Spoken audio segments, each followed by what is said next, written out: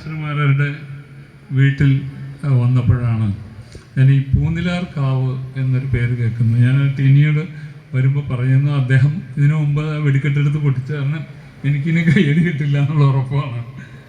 പക്ഷേ ഞാൻ നോക്കിയപ്പോൾ ഈ കവികളുടെ സ്വന്തമൊന്നും അല്ല ഈ പൂവും നിലാവും. വയലാറാണ് ഏറ്റവും കൂടുതൽ നിലാവിനെ കുറിച്ച് എഴുതിയേക്കണം, പൂവിനെ കുറിച്ച് എഴുതിയേക്കണം എന്നൊക്കെ ഒരു പഴഞ്ചൊല്ലുണ്ട്.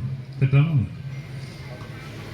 വാദ്യകലയിൽ തായമ്പകയിൽ പ്രത്യേകിച്ച് മനോധർമ്മ പ്രയോഗം പൂ വിരിയുന്ന പോലെ അങ്ങനെ കൊട്ടുക എന്ന് പറയുന്നത് ഞാൻ കണ്ടിട്ടുണ്ട്.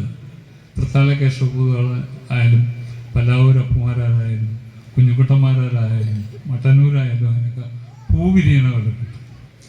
നിലാവ് എന്ന് പറയുന്നത് നോക്കൂ, വാദ്യകലയിലുള്ള നിലാവ് അഭ്യാസം.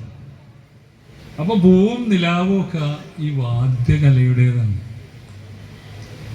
അതാണ് എനിക്ക് ആദ്യമായിട്ട് പറയാനുള്ള ഒരു സംഭവം. ഇവിടെ പിന്നെ ഒരു സംഭവം എന്താ വെച്ചാൽ, ഞാൻ മുഖ്യപ്രഭാഷകൻ എന്ന് പറഞ്ഞപ്പോൾ കുറെ പഠിച്ച് പറയാം, വിദ്വാൻമാരൊക്കെ ഇരിക്കണ്ടല്ലോ, അവരും കേട്ട് പഠിച്ചോട്ടെ നമുക്ക് വിചാരിച്ച് തിയറിയൊക്കെ എടുത്ത് പഠിച്ചു ഒന്നും പറയണ്ട. പക്ഷേ ഒരു കാര്യം പറയാനുള്ളതെന്ന് വെച്ചാൽ, ഇവിടെ വന്നപ്പോൾ എനിക്ക് കിട്ടിയത് പണ്ഡിറ്റ് ജവഹർലാൽ നെഹ്റുവിൻ്റെ ഒരു പോസ്റ്റാണ്. വർഷങ്ങൾക്ക് മുമ്പ് ദില്ലിയിൽ MS സുബ്ബലക്ഷ്മിയെ സമാദരിക്കുന്ന ഒരു ചടങ്ങുണ്ടായിരുന്നു. നിങ്ങൾക്ക് എല്ലാവർക്കും കാണാം, അത് നെഹ്റുവിൻ്റെ ചരിത്രത്തിലുണ്ട്. അപ്പോൾ പണ്ഡിറ്റ് ജവഹർലാൽ നെഹ്റു ആരാണെന്ന് നോക്കിയാൽ നിങ്ങൾക്കറിയാം. ഇന്ത്യയുടെ ആദ്യത്തെ പ്രധാനമന്ത്രി മാത്രമല്ല, സാഹിത്യകാരനാണ്, സഹൃദയനാണ്, എല്ലാമാണ്. അദ്ദേഹം പറഞ്ഞത് എന്താണെന്ന് വെച്ചാൽ, മഹതിയായ ഈ കലാകാരിയുടെ മുമ്പിൽ കേവലം ഞാനൊരു പ്രധാനമന്ത്രി മാത്രം. അണ്ടർലൈൻ ചെയ്യേണ്ടത് ഈ മാത്രം എന്നുള്ളതാണ്.